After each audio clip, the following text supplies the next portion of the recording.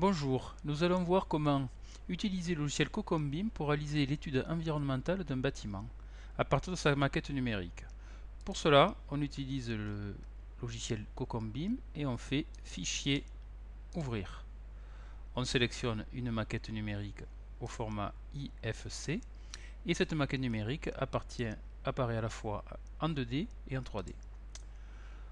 Au niveau de la 3D, on a la possibilité de visualiser les arêtes ainsi que les parties cachées et bien sûr de zoomer dans la maquette avec la molette et la souris.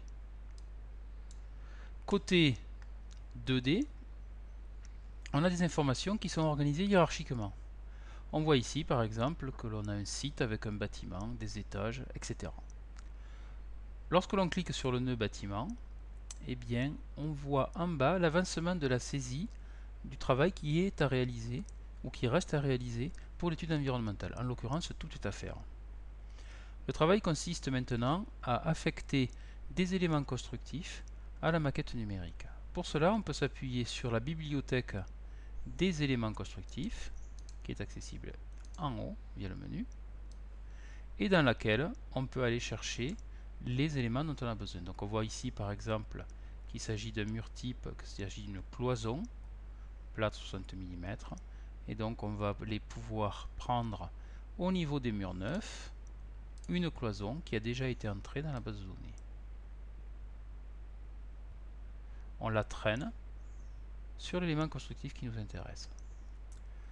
Deuxième manière de faire, on peut sélectionner un élément constructif dans la 3D, on le voit ici. On voit un mur qui est ici, qui fait 33 mètres carrés et qui appartient à une famille qui est composée de 6 murs qui font en tout 92 mètres carrés. Et on peut demander au logiciel de générer à partir de la maquette numérique la paroi à partir de la composition qui a été éventuellement rentrée par le concepteur. Donc ici, on fait à nouveau bouton droit à partir du menu, créer à partir du BIM et ranger dans. Donc ici, on va aller ranger la nouvelle paroi dans les murs neufs, par exemple, dans les cloisons, dans les murs extérieurs. Voilà. Et la fenêtre, une fenêtre s'ouvre avec la composition du mur telle qu'elle a été rentrée par l'architecte lors de la réalisation de la maquette numérique. Donc on voit ici qu'elle est composée d'un certain nombre de matériaux et que l'on va devoir aller prendre dans la bibliothèque des matériaux les éléments qui y correspondent pour disposer des informations thermiques et environnementales qui leur correspondent. Voilà, ici par exemple, on va faire cette opération pour le premier des matériaux. On va devoir faire de même pour les autres, comme cela a été montré dans une autre vidéo. À partir du moment où tout ceci sera complété, on enregistrera éventuellement en modifiant le nom cette paroi et on pourra l'utiliser dans le projet.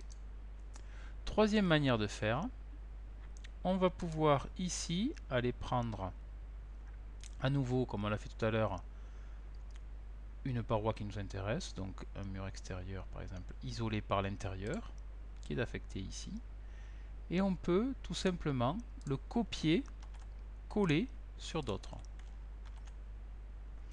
On peut aussi affecter un type donné à tous les murs de la famille. Donc ici, vous voyez que j'ai affecté 4 types particuliers, donc ces 4 murs sont particuliers, et je vais aller volontairement prendre un autre type de mur.